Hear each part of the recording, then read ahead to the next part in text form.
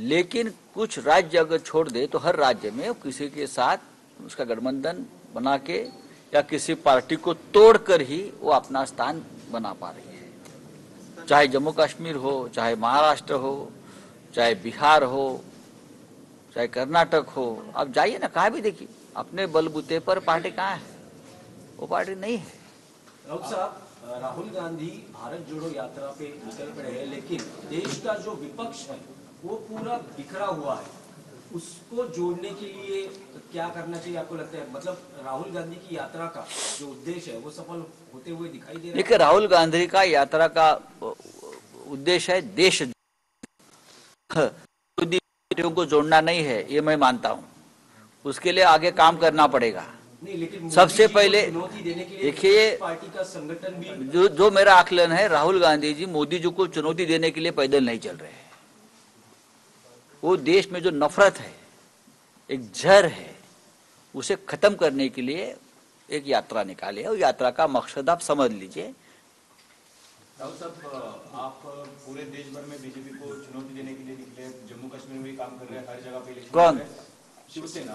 लेकिन उसी वक्त आपके पार्टी का सिंबल और पार्टी का चिन्ह दोनों भी प्रॉब्लम में है।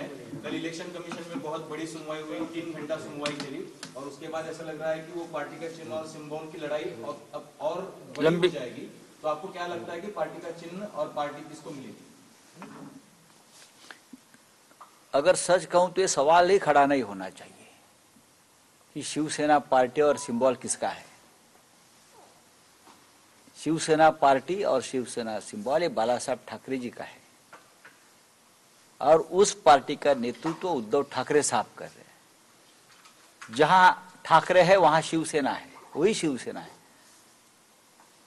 अगर कोई उठकर कहेगा कि ये मेरी पार्टी है, मैं उस पार्टी का मालिक हूं, और इलेक्शन कमीशन 4-4, 5-5 महीने तक सुनवाई लेकर निर्णय नहीं दे पा रही, उसका मतलब क्या है?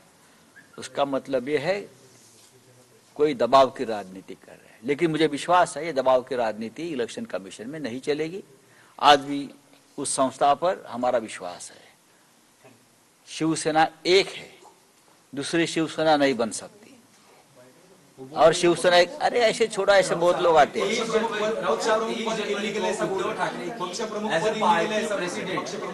कौन बोलता है? कल इलेक्शन कमीशन में अरे बोलने वाले तो कुछ भी बकते हैं। जिस तरह से कुछ लोगों ने पार्टी तोड़ी है, क्या पार्टी के मालिक बन गए क्या?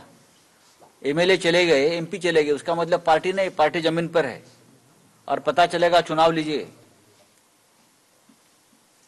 ये सब क्योंकि कोई भगवान के मंदिर में जाकर मूर्ति की चोरी करने वाले भी बहुत लोग होते हैं, लेकिन वो भगवान के मालिक नहीं बनते, मालूम है ना? तो कुछ लोग बाला साहब ठाकरे की मूर्ति चोरने की प्रयास कर रहे हैं, लेकिन बाला साहब ठाकरे और उनका विचारधारा उनकी नहीं बनती।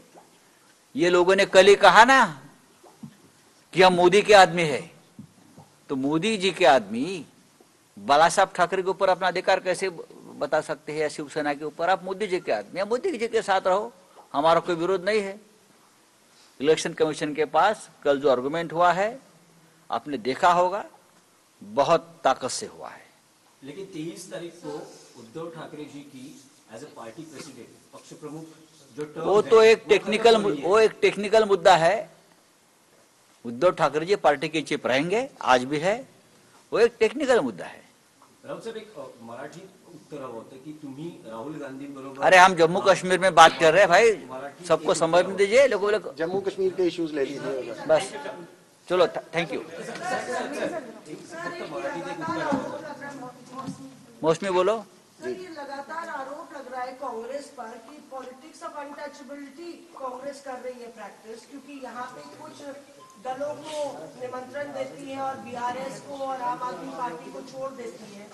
तो इस तरह से कैसे विपक्ष की एकजुटता होगी? नहीं, देखिए, विपक्ष के मुझे मालूम नहीं क्या है यो।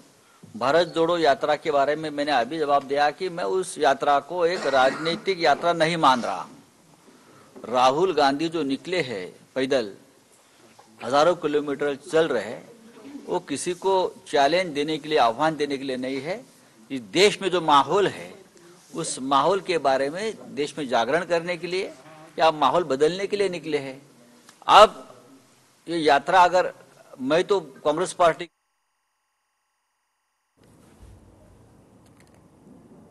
तर आपण पाहिलं संजय राऊत यांनी प्रसार माध्यमांशी संवाद साधलेला आहे। भाजपकडून दिलेल्या आश्वासनांची पूर्तता नाही असं संजय राऊतांनी म्हटलेलं आहे आणि त्याचबरोबर निवडणूक आयोगावर सरकारचा दबाव असल्याचा आरोपही त्यांनी केलेला आहे आणि या दबावामुळेच निकाल द्यायला वेळ लागतोय असं त्यांनी म्हटलेलं आहे।